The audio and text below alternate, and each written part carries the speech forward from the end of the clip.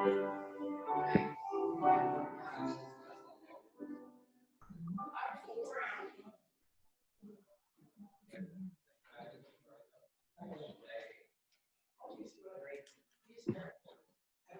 morning, everyone. Good morning. Good evening. Oh, come, let us sing to our God. Let us make a joyful noise to the rock of our salvation. We come, O God, into your presence with thanksgiving, rejoicing in the songs of praise. Again, we welcome everyone.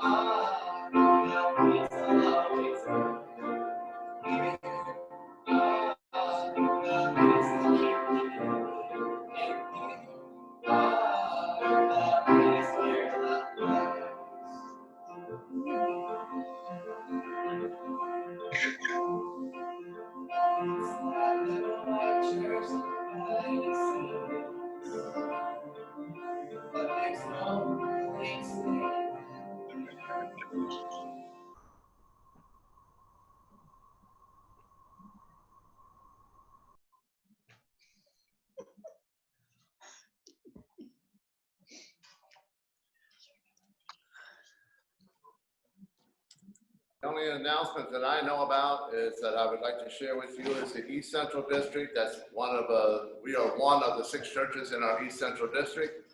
And we have decided to give $100 to every food bank. That would be, the 2 that we have over here is Blossburg and Mansfield. They each got $100. And one in Canton and one in Sayre, they all got money also. So I wanted to report that. And does anybody else have any other announcements? Just a reminder that we're doing a card shower for Ina's 89th birthday on August 7th. So if anyone wants to send her a card, that would be wonderful. A card shower for Ina on August 7th? Yes. Yes, okay.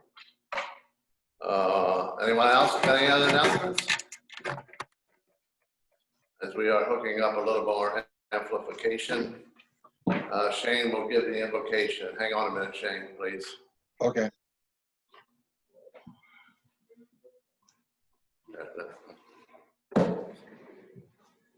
Yeah.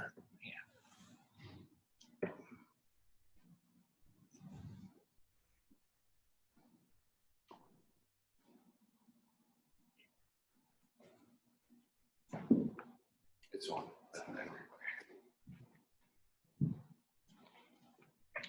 Technology is wonderful. Okay, you should be good. Go ahead, Shane. Okay.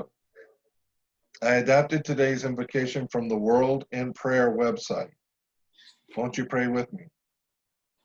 Lord God, today we gather in your name, though some of us not in the indoor spaces that we have come to symbolize gathering spaces for those seeking truth, justice, and faith. Many of us struggle to feel the sacred or even simple connection through a computer screen. And yet, here we are, gathering and struggling and trying to find holiness.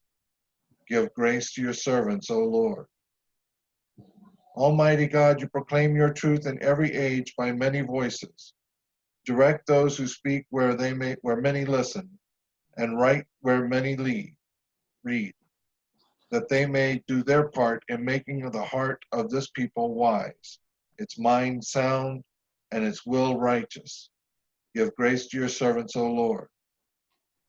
O Lord, we pray for the countries where COVID-19 cases are increasing, most notably the United States, India, Mexico, South Africa, Colombia, Argentina, Iraq, Indonesia, and Oman. Give grace to your servants, O Lord.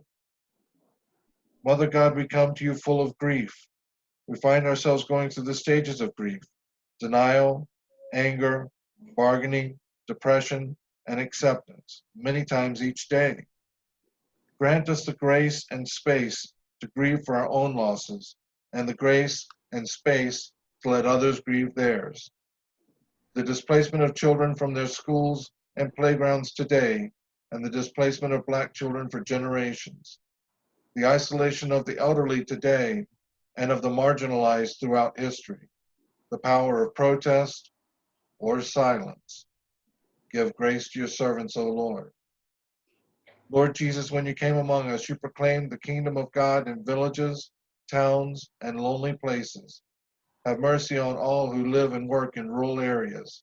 May their far-flung healthcare providers receive the training and resources they need to save lives. Give grace to your servants, O Lord. O God, behold and visit the cities of the earth.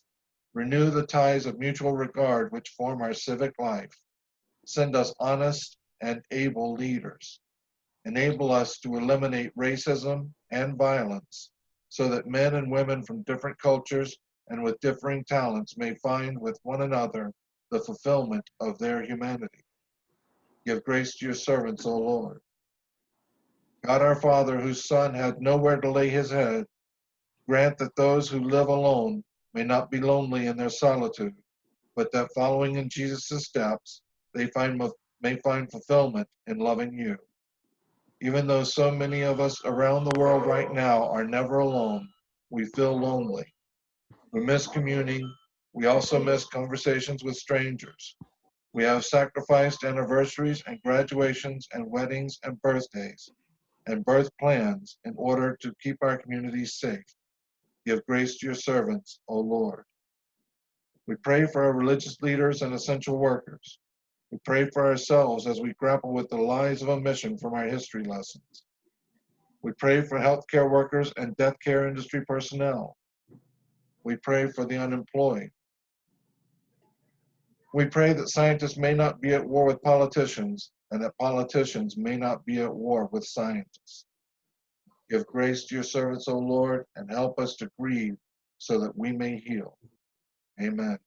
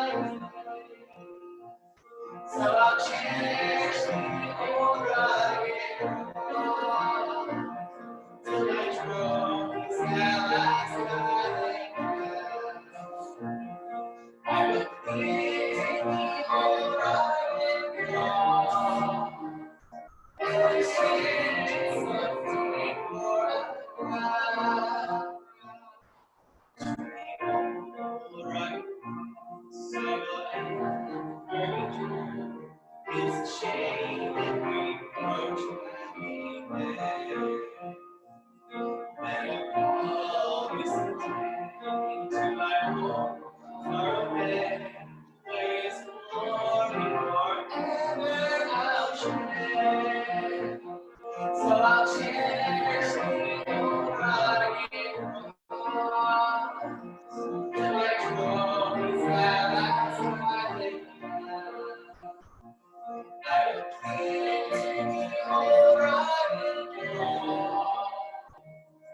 in exchange for something more of pride.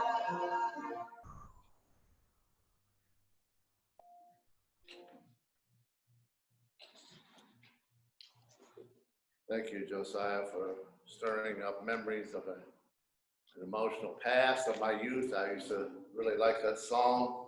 It always stirred up some kind of spiritual emotion, so thank you very much. Christ Jesus is Lord. That is the name of the title of the message.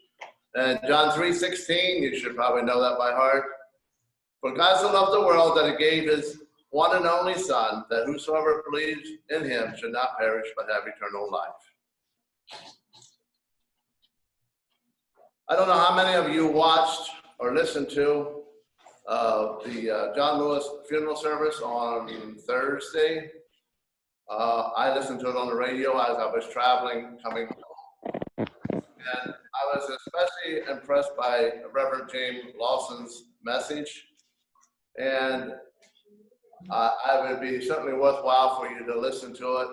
Yes, there were some speakers that spoke politics, but I thought he did a very good job at delivering the message.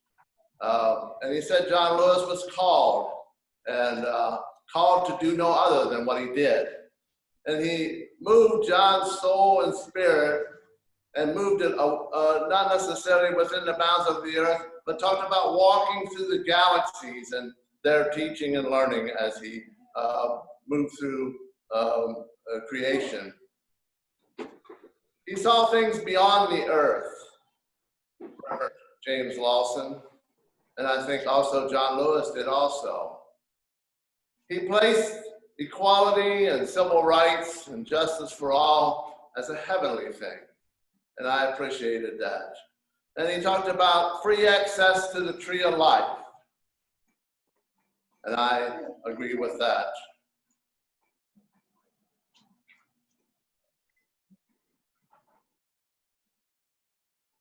He also talked about, with all the upheavals that are going on, that we should strive to make or produce or to grow a more perfect union. And he mentioned it within this nation. But I want to move it out further and say within a perfect union, a more perfect union with God and all of humanity. We do have hope, a lot of hope, if we so choose to search for it. I was thinking the other day as I was getting my wellness check at the doctor's office. Yes, I'm good for a 68-year-old, slightly overweight, getting older and slower person. And I asked this question. When the industrial age started, we called it modernism or modernity. As time moved on, we called it post-modernity. And now we seem to call it post-modernity or modernism.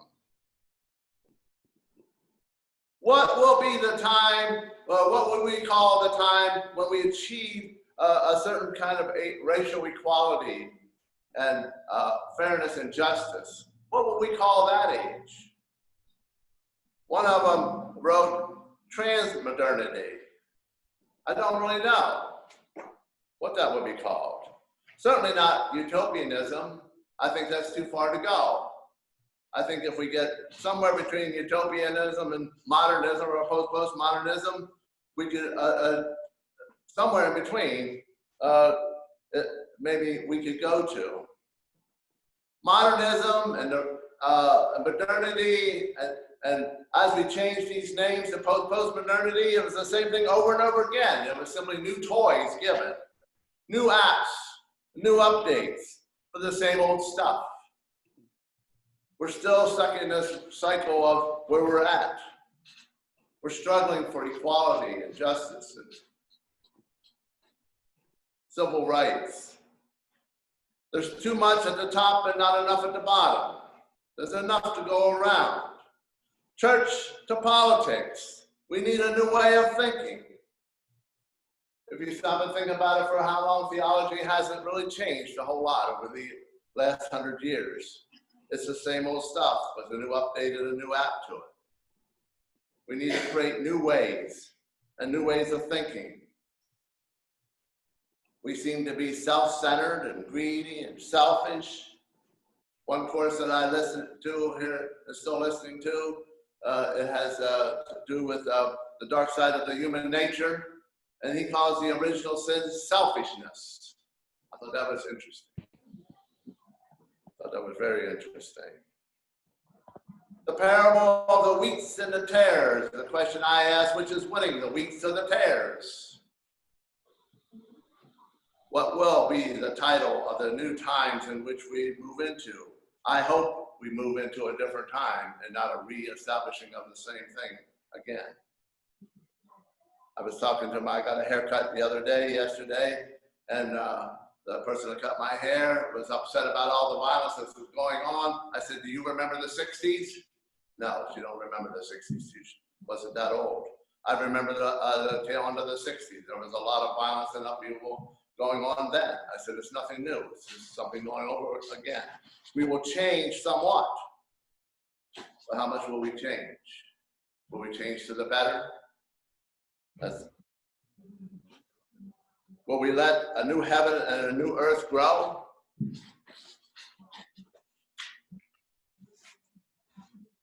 Will we allow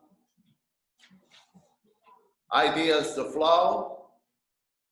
Will we allow free access to the tree of life for all, or is it only for a chosen few? I had to chuckle this morning, and Colin and I both chuckled at each other, kind of. And we were talking about the rain, how dry it is, or what have you. And I laughingly said, well, after the election, it'll rain. and oh, no, the weather doesn't have nothing to do with the election. I said, oh, but COVID does? And, we were joking and what have you. I see some heads nodding. So nature on one hand does and does not. So I see the COVID virus as a natural virus that got out of hand, but that's another debate for another day. So, but it seems like conspiracies are easier to have fun with than facts. It's easy to have, facts are boring. Really, conspiracies are more fun. You can create a world and a reality that exists or don't exist, or you can make it exist and however you want. I think that's a lot of where we're at. You develop a conspiracy out of the facts, or do you let the conspiracy dictate your facts? Or the facts false, she says. Well, we can go on and on, but I think in today's world in which we live in, people are living in the world of conspiracies a lot. And that's stress at this time.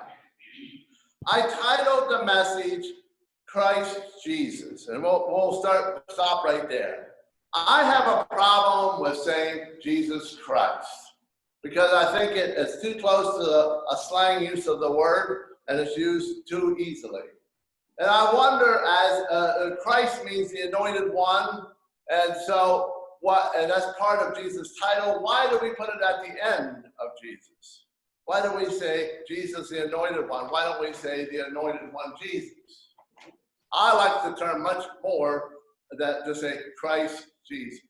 It distinguishes it away, again, from the slang word. I've had several people that I had to deal with over the years on a regular basis, and I had to say, no, I don't want to hear that word. You can say any other word you want, but you can't use that word. And most of them changed. Some took time and had several reminders. There is an argument that is put forth over the name of Jesus. What we use as Jesus as being really the wrong name. It's a Hellenistic name, a Roman Greek name that through translations and transliterations, we come up with the word Jesus. But there are a strong movement, and still is, and a movement that I call the Messianic movement. These are Jews, Christians, and a group of people who want to take the New Testament and move it back into the Old Testament, and in my way I see it, for their benefit, for a group benefit of some sort. I have a brother who is really involved very deeply in the Messianic movement, and that's okay. I don't care. That's fine. But he tells me and points out all the different things that are wrong with me as a Christian, as I believe. But again, they argue over the name Yeshua or Yahushua, whichever however you want to, I generally pronounce it Yeshua. And they say that is the proper name of Jesus. And you should know the person's name and what you want to address. But the reason behind stressing some of these things is for their advantage, so when Jesus returns over and sets his feet down on the Mount of Olives, that they will be address Jesus correctly, and they will Jesus will look upon him, or Yeshua will look upon them with grace and give them a good job or a good benefit of some sort. That's tied heavily into the theology in which they believe. They want a benefit. And out of this, they say, why would you want to call him Jesus? It'd be like calling somebody, hey, Bob. So they go to great lengths. There is this Judaization movement has been going on ever since Jesus and the disciples, and it still goes on today. I believe that the verse, God so loved the world, so that whosoever believes should not perish but have eternal life, is not seen as an exclusive way of thinking. I see it as when John wrote this, there was much struggle with what I would call the Messianic church or the early church of the day. They were trying to separate themselves away from the Judaism, and there was great struggle. And so, and all the other religions also, Roman, Greek, Egyptians, what have you, had a hierarchy that was very costly, and very few poor people benefited. Poor people and average people like us, we would not have benefited much from the hierarchies of the religion. And so when John wrote this around 100, 110, he said he was using it as a statement to set people free. It was an inclusive statement. It says, whosoever believes. That put the door wide open. No longer did these exclusive religions, including Judaism, have a stronghold on people's lives and thoughts and individuals. Whosoever believes. That set people free. Free to think on their own, to have a relationship with God outside of the hierarchies of religion. And that, I think, is what John was about.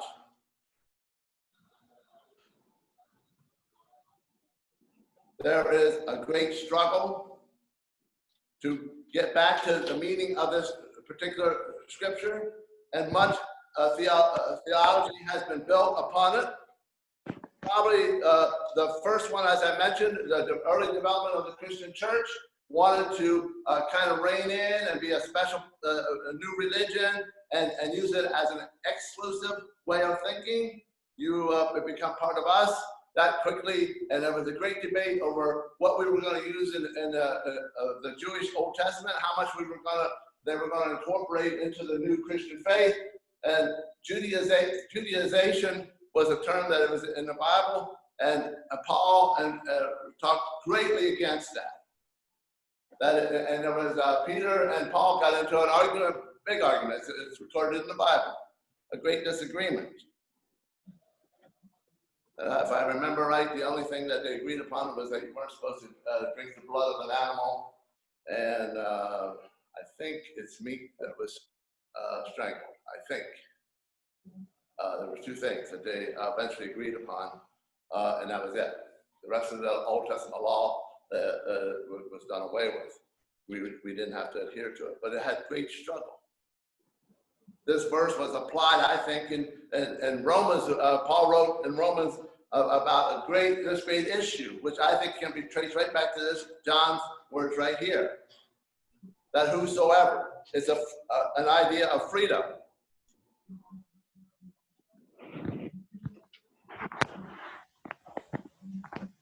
Martin Luther probably was, to me, the next one who probably I could trace back to trying to set people's ideas and thoughts free. He was in a time when the Catholic Church was into indulgence, and you had to pay to get an indulgement that would be that if you want to go out and carry on and be a terrible sinner, and then you paid for an indulgement, and you were forgiven, and your sins were done away with.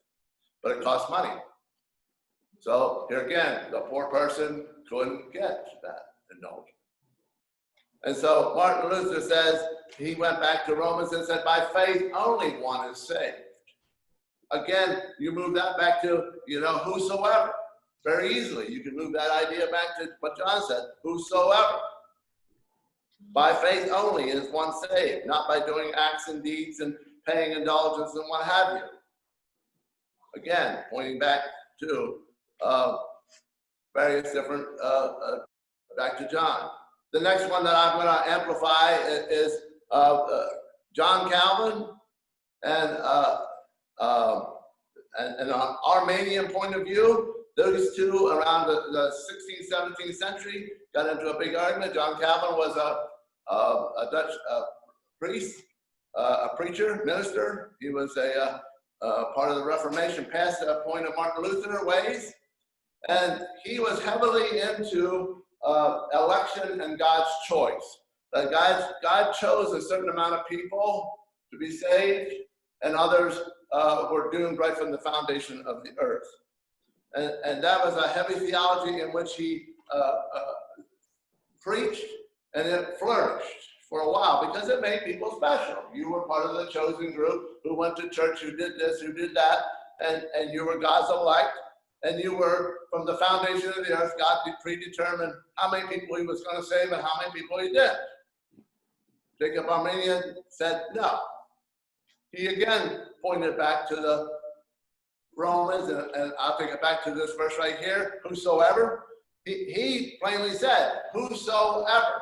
He again said, set everybody free, right down to the poor person. You can be free.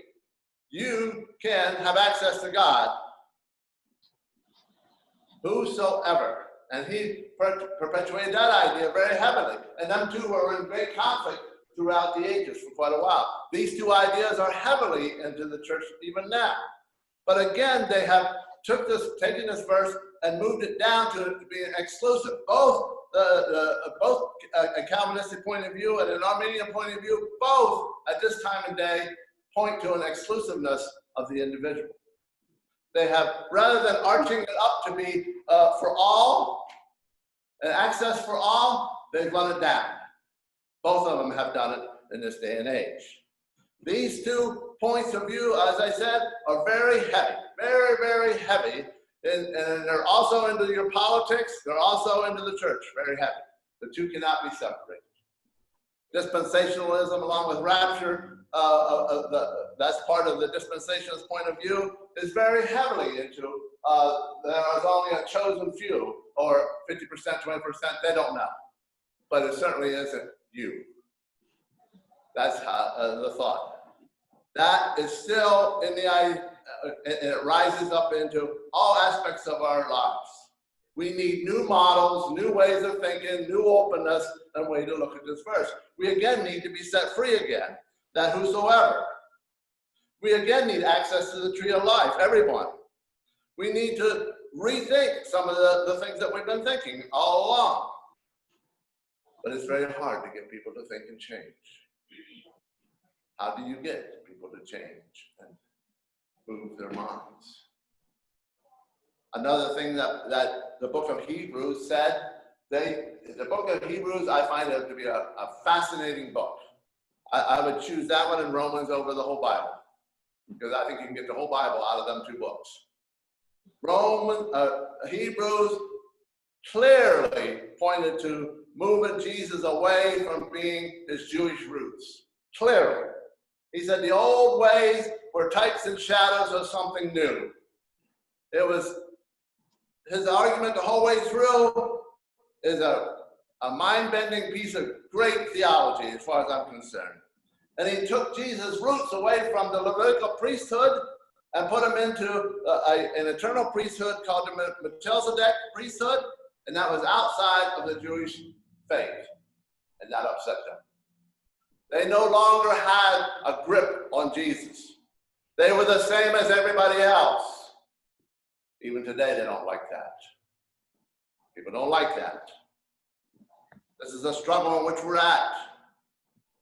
The Hebrew writer moved the exclusive ownership of Jesus and Jewish roots and moved him into the galaxies, as the minister did, James Lawson, at the funeral. I like that idea. I see Jesus as being something more than can be contained on this earth. I see Jesus as Lord, and we can get into the old argument of Lord. I already passed over that, so I'm going to let that go. But the transliteration of Lord, again, I do not see Christ Jesus as the Old Testament God. That's another big debate. That's in order to make Jesus mesh everything together. They want to mesh everything together and make it the same.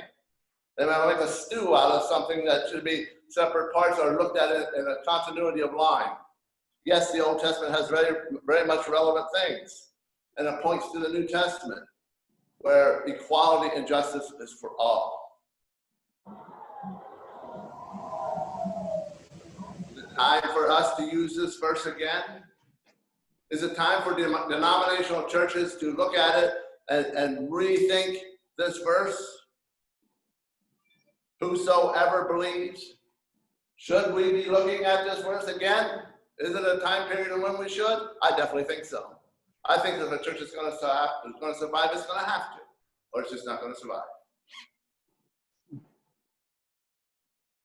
I think this verse should be used to set us free again to the tree of life for all. Amen.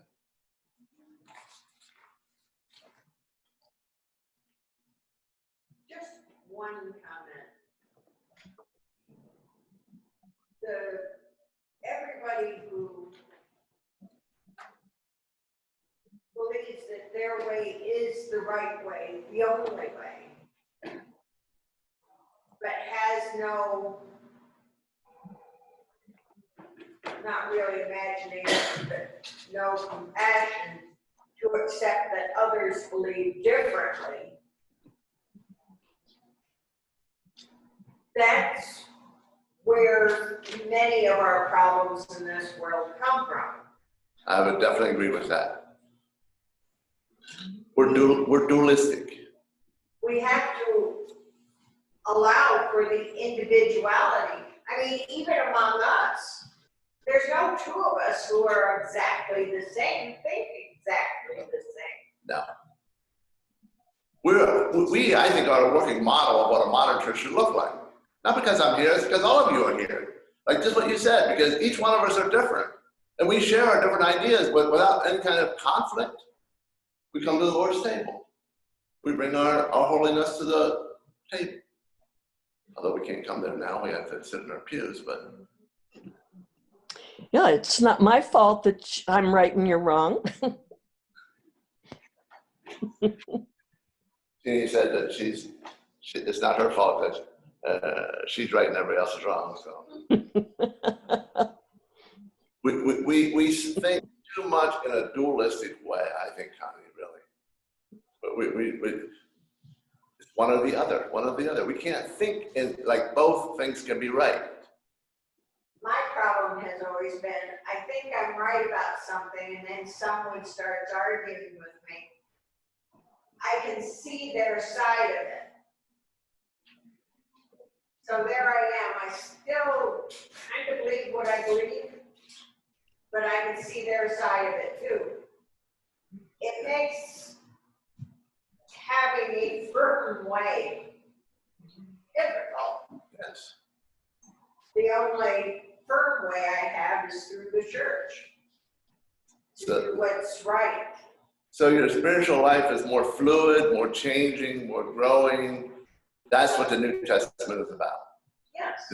The Old Testament is like, okay, I go do this on Sabbath. I do the 10 Commandments rigidly that are written in stone. The New Testament is more fluid. Love your neighbor as yourself. Now, how do you love your neighbor yourself? That's a wide open field. And it's not the person that thinks the same as you, looks the same as you. It's somebody that's different than you. Jesus even says that. And this whole passage was built into that I just read as a larger segment of a person who was Nicodemus, who was concerned about attaining salvation and what he needed to do. You can read that. I may use it some more of it for next Sunday. But it's a very interesting passage and argument too that John writes. But you know, we got to come in together. I mean, We've got to agree to disagree. that's tolerance. That only says you can stand there and I can stand here. We got to go a little bit further than that if we're going to get rid We've of the got to go conflict. further, but we've got to start someplace. I really, yes. Yes, I'll just say yes. You gotta start somewhere. I think it starts with you and I. I mean, you and I who don't want to live in the land of conspiracies. We want to have more facts. And, you know, I mean, I'm on a Facebook page, and if you look on a Facebook page, the group that I'm, large group, I mean, it's like, whew. There's some good in there, but, you know, it's like weeds and tares, which is overtaking the field, the wheat or the tares. You don't know. May I add one more thing? Yes. Thank you so much, Shane, for making it possible for Annie and me to be with you. And Bob. Yeah, Bob's there somewhere. Bob is on. He was anyway. I don't see him. And now. Bob. I don't see him. Anyone else have anything else to add? He's muted. He muted? Oh, communion is next. You might appreciate me more. Oh, I appreciate you're more muted. No, Bob, we appreciate your voice. Communion, right? I'm always thinking that there should be a song after the. Yeah, that's what it is. Okay. I knew there was something missing. And the night when Jesus was betrayed, he took a loaf of bread and he broke it and he said to his disciples, "Eat all of you, for this represents my body broken for all. May our sins be forgiven." And again, Jesus took a chalice and poured wine into it and said to his disciples, "Drink all of you, for this is my life poured out and given for all, a new life. Help us, O God, to live this new life." We are commanded by Jesus, as often as we eat this meal, to remember and to reflect on God's goodnesses and mercies. In God's Holy Spirit, we are to share this meal together as we gather until the times we can eat this meal, each one of us face to face with our Lord. You may partake.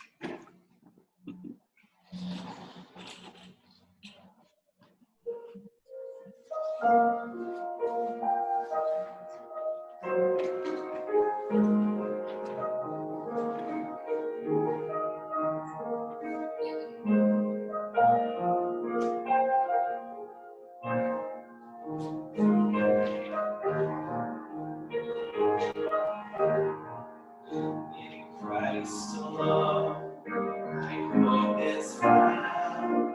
He is my light, my strength, my song. This cornerstone, this solid ground. Through the fiercest trials, what heights of love, what depths of peace. Things are still and striving seas. My comforter, all in all, in the love of Christ I stand.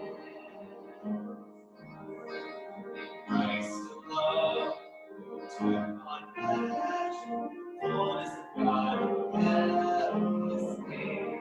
This gift of love, in righteousness, sworn by the ones He came to save. Till on that cross, as Jesus died, the wrath of God was satisfied. Sin was paid, near the death of Christ I live.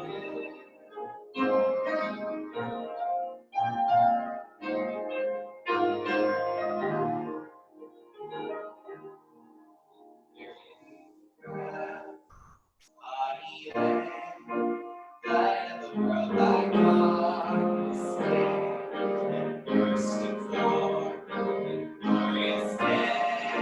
Up from the grave he rose again, and as he stands in victory, since curse has lost its grip on me, and to his mind, all the precious blood of Christ.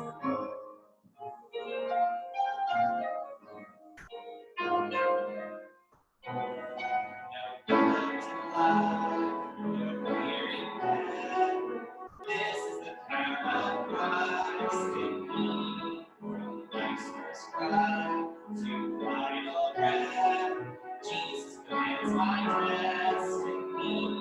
No power of hell, no sin of man can ever pluck me from His hands.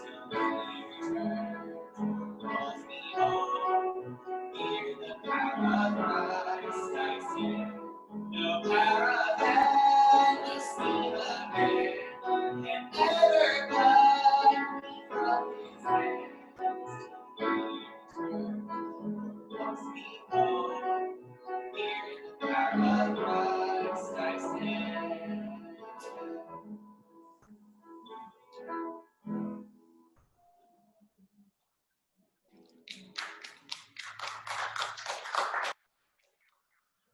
Thank you, Josiah. We come to the time of joys and concerns. I talked to Jerry this morning. He is home. He sounded rather tired. Talked to him Friday. He sounded really upbeat. But I'm sure the transition from going to Broadacres to home wore him out because he was quite tired. But he's doing well. I hope that he didn't move too soon. That's my concern. But he wants to thank everybody for their prayers and the cards. We've been sending cards. Any others? We have 4 birthdays this week: Sandy, Dick, Ina, and Dwayne McClure.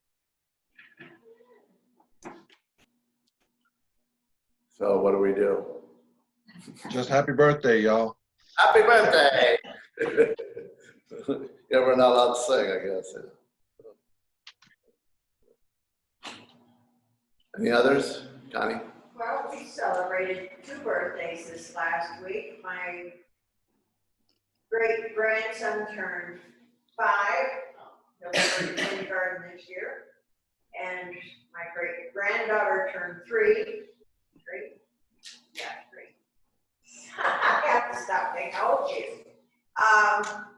And she was supposed to go to preschool, but that's still up in the air. 3rd birthday is coming up this next week. The end of the week is my granddaughter Linnea which brings me to a slight concern. If everything goes well, we're going to go up to visit them. So I won't be here next Sunday. We will miss you.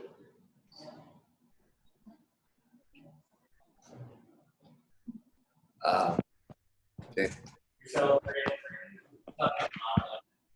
Oh, good. Did you have a great time? That's good. And again, thanks for Shane making this possible. So Dan, who was this now? My husband, Mike. Oh, Mike, yeah. So you're his daughter? Or not? Yeah, that's right, okay. I have to do it, yes. Cynthia. Oh, I just really should mention it, that those things that we all over the country all this summer, getting this, getting that, getting the point, all adopted. They couldn't make it this morning, but I wish you'd be happy. I told you all 5 of them went to wonderful homes with, in fact, sister took 2. That was fine. But then we had 3 more, and each of them, they were adopted within 20 minutes of being introduced. So she did a really good job of making it. I mean, now we're going to take what do you call it, from Catskill, a moratorium. Moratorium, sabbatical. Except that. Meg got all her cats out to good homes. I don't know if everybody heard that. Good. Anything else? Okay.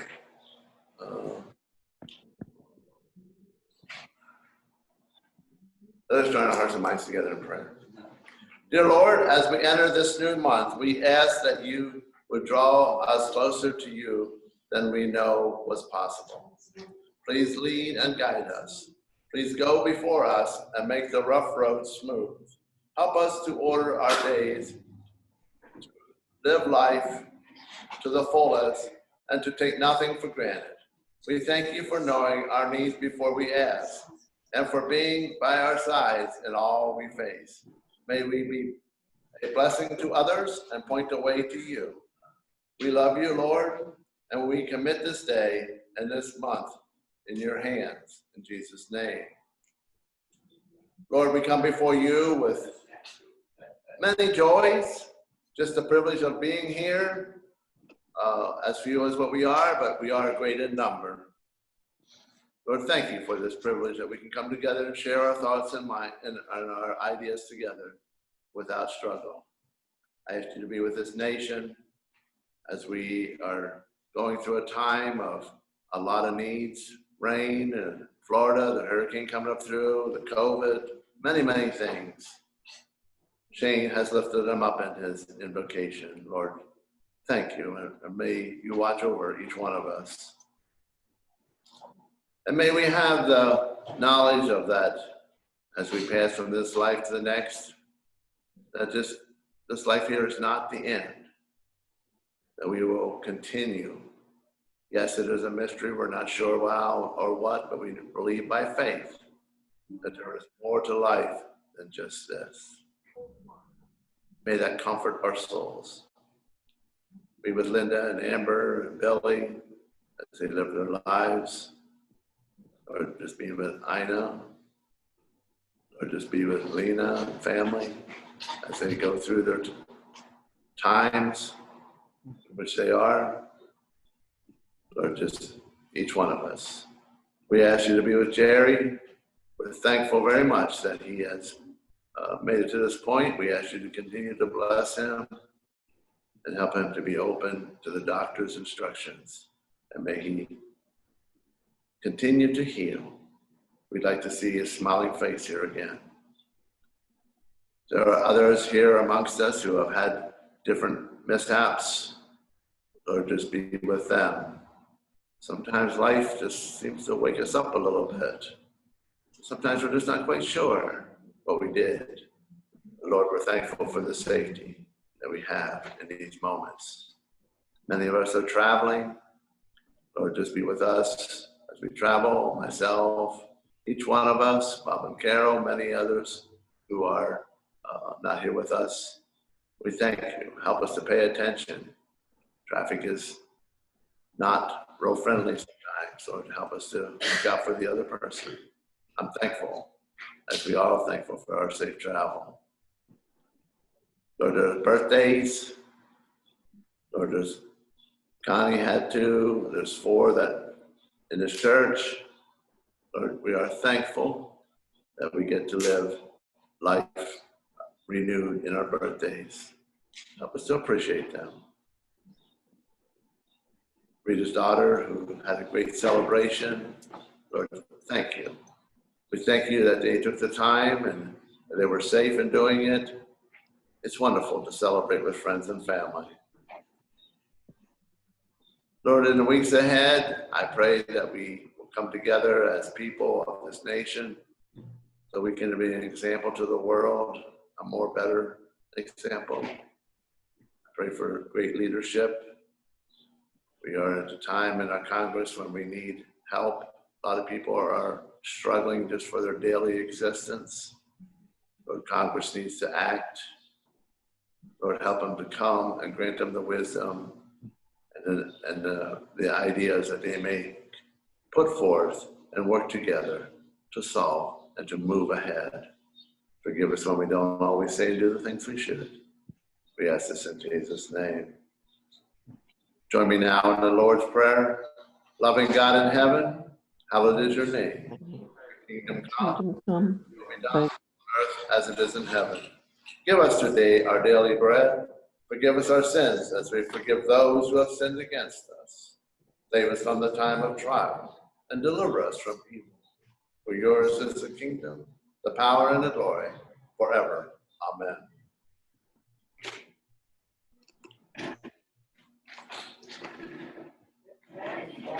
Please stand if you would for the benediction. If you can. May God bless you and keep you. And may God's face shine upon you and be gracious to you. And may God look upon you with kindness and may he give you peace. Amen. You are dismissed.